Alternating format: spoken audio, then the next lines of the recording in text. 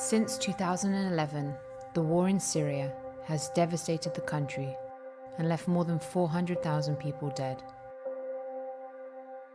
In April 2019, the Syrian army and its ally Russia launched a military offensive to retake one of the last major areas controlled by anti-government armed groups, Idlib Governorate and the surrounding areas. Human Rights Watch spoke with dozens of witnesses, analysed satellite imagery, verified over 550 photos and videos, and reviewed flight spotter logs to research and cross-reference details of the offensive.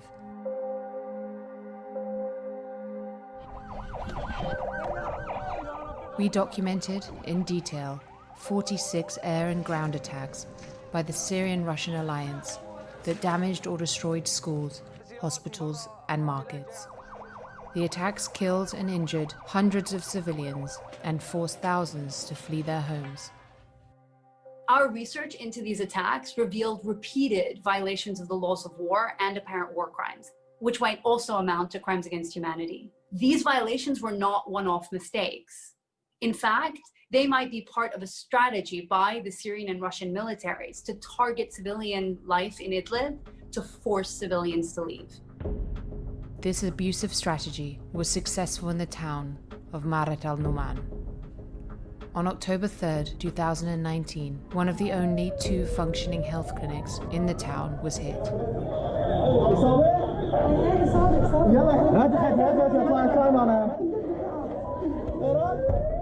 كنت واقف على باب الإدارة. في قدامي أمامي في مراجعات امرأة. سألت المرأة في صوت قذيفة؟ قالت لي إيه؟ صوت قذيفة من بعيد.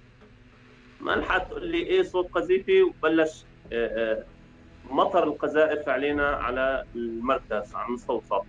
وامرأة مراجعة كانت جالسة على كرسي الأسنان عم تتعالج. Out of all the alliance attacks we documented, we were able to attribute some specifically to Russian forces. On the afternoon of May 5, 2019, an airstrike destroyed a hospital 8 kilometers southwest of the town. To investigate the attacks, we studied the message logs from a network of observers who monitor aircraft movement in Syria. Minutes before the attack on the hospital, the flight spotters observed a Russian aircraft in the area. 1 month later, on June 3, 2019, another Syrian-Russian alliance airstrike hit a marketplace in Marat al-Numan.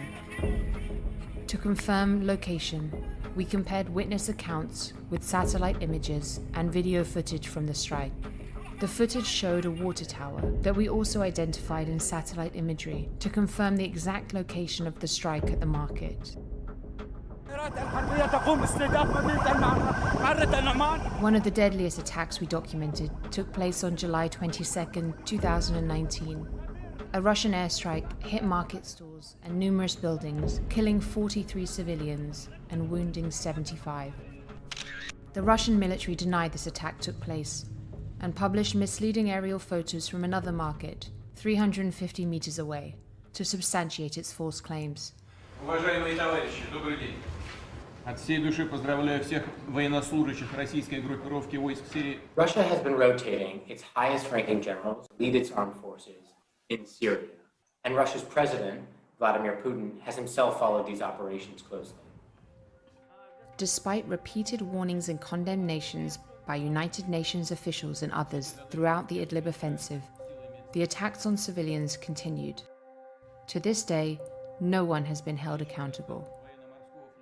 The Syrian and Russian army's argument that they're only targeting military objectives is patently false. We could not identify any military personnel, equipment, or weaponry in the direct proximity of any of the attacks that we documented. المدارس الأطفال أهداف عسكرية. المنشآت الصحية أهداف عسكرية. المنازل أهداف عسكرية. Russia and China have repeatedly blocked attempts at the UN Security Council to empower the International Criminal Court to investigate war crimes in Syria. Governments should impose targeted sanctions, including asset freezes, on all those implicated in war crimes, including as a matter of command responsibility.